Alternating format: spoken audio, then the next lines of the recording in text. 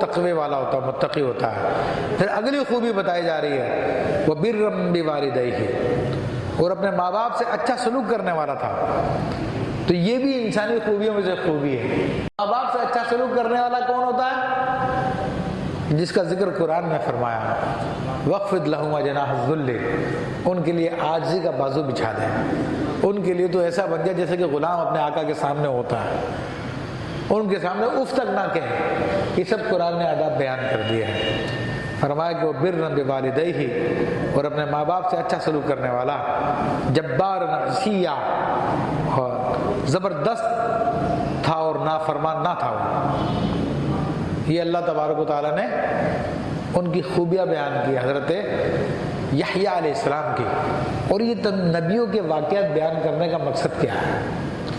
ان بزرگوں کے واقعات کو بیان کرنے کا مقصد یہ ہے کہ ان ہستیوں کے کردار کو ہم بھی اپنائیں، ان کو اپنی زندگی میں ہم شامل کر لیں، تاکہ ہم بھی ان کی طرح پاکیزہ ہونے کی کوشش کریں، اور اللہ تبارک و تعالیٰ ان اپنے پیارے بندوں کی نقالی کرنے کی وجہ سے، ان کی پیروی کرنے کی وجہ سے اللہ تبارک و تعالیٰ ہم پہ بھی کرم فرما دے۔ دیکھو اللہ کے نیک بندوں کی پیروی کرنے کا بڑا عظیم ثواب ہے۔ اگر محبت کے ساتھ ان جیسا بننے کے لیے انسان ان کی پیروی کرتا ہے تو اس کے ثواب کا کوئی اندازہ نہیں کیا جا سکتا۔ بلکہ بزرگان دین ایک واقعہ لکھتے ہیں، واقعہ کیا ہے کہ اللہ تبارک و تعالیٰ نے فرعون کے لوگوں پہ جب عذاب نازل کیا تو ایک شخص پر عذاب نہیں ہوا، حالانکہ وہ حضرت موسیٰ علیہ السلام کا بڑا گستاخ تھا۔ وہ فرعون کے خاص درباری تھا، اور فرعون کو خوش کرنے کے لیے حضرت موسیٰ علیہ السلام کی نقلیں اتارتا تھا، ان کی نقلیں اتارتا تھا۔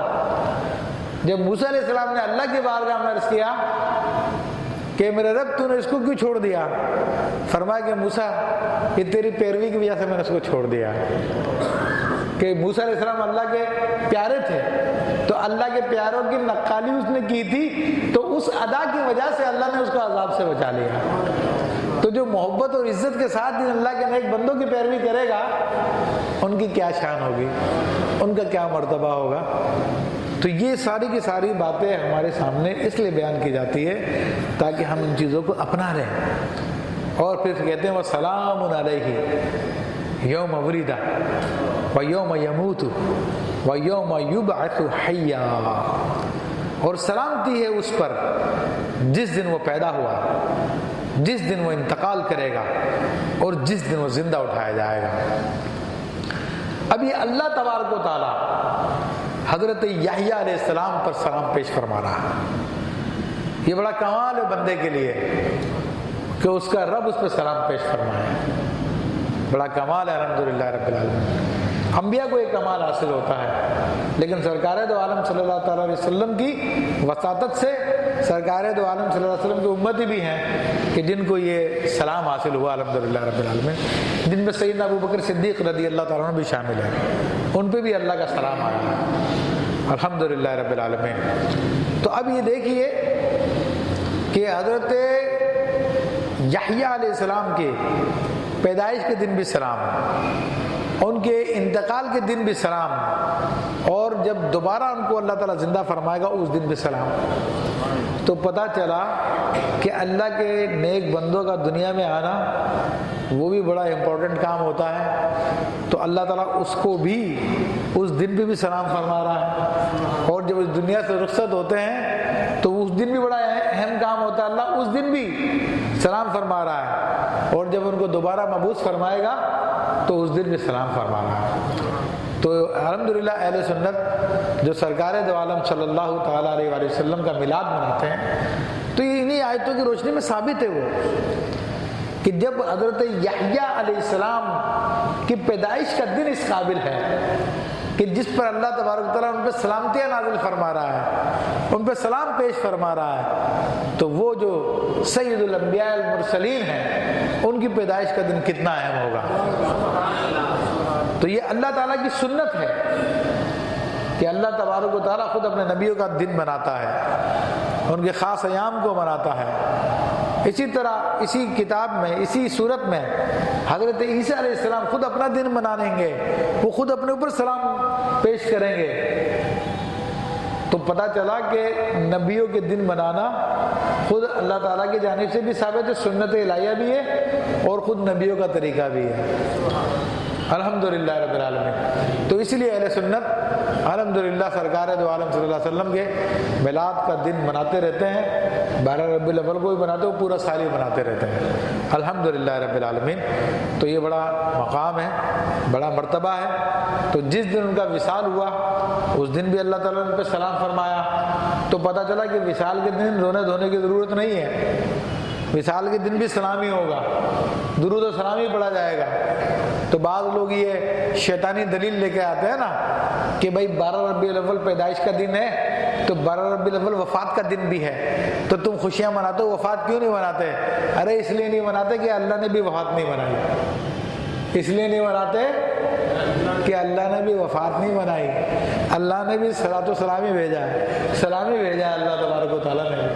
تو الحمدللہ اہل سنت یہ اسی سنت میں عمل کر رہے ہیں کہ آپ کی پیدائش کے دن بھی، آپ کی وصال کے دن بھی ہم سلامی پڑھتے ہیں، اور اس دن بھی سلام کے جس دن ان کو مبعوث کیا جائے گا۔ ظاہر سی بات ہے کہ اللہ کے جو نیک بندے ہیں قیامت کے دن جب اللہ تعالیٰ ان کو مبعوث فرمائے گا ان کی بڑی شانیں ہوگی، بڑا مرتبہ ہوگا قیامت کے دن۔ یہ تو نبیوں کی بات ہے میرے بھائیوں۔ جو شخص نماز سنتے ہی، اذان سنتے ہی مسجد کی طرف آ جاتا ہے تو قیامت کے دن اس کا چہرہ 14ویں کی رات کی طرح چمکے گا، اس کی یہ شان ہوگی۔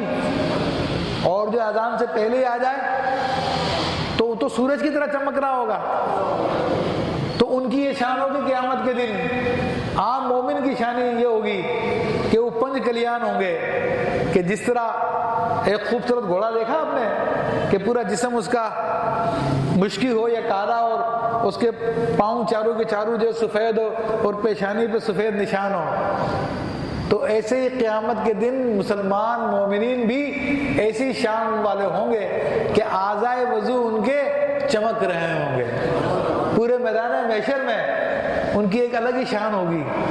تو وہ عزت کا دن ہے مسلمانوں کے لیے، قیامت کا دن مسلمانوں کی عزت کا دن ہے، اور جو اللہ کے انبیاء ہیں ان کی کیا شان ہوگی۔ تو اس لیے اللہ فرماتا کہ اس دن بھی سلام، کہ جس دن ان کو اٹھایا جائے گا قیامت کے دن۔ اور ہمارے آقا کی کیا بات ہے، ہمارے آقا علیہ السلام کی کیا شان ہے کہ آقا علیہ السلام کی شہزادی حضرت خاتون جنت رضی اللہ تعالیٰ کی شان ہے کہ بروز قیامت مخلوق میں ندا کی جائے گی، اے اہل محشر اب اپنی گردن جھکا دو، اب رسول اللہ کی بیٹی حضرت فاطمہ رضی اللہ تعالیٰ عنہ وہ گزرنے والی ہے۔ وہ کس کرامت کے ساتھ ان کو گزارا جائے گا، کیا ان کی شان ہوگی، تو ہم اندازہ نہیں کر سکتے۔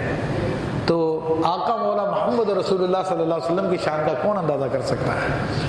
تو یہ سارے کے سارے دن جو ہے ان کی کرامتوں کے دن ہیں، تو الحمدللہ ہم اسی لیے یہ دن مناتے ہیں۔ تو یہاں پہ ہمارا یہ پہلا رکوع الحمدللہ پورا ہو گیا، اور اللہ تعالیٰ کی توفیق رہی تو انشاءاللہ تبارک و تعالیٰ پھر آئندہ رکوع کے بارے میں گفتگو کریں گے۔ جزاکم اللہ خیر۔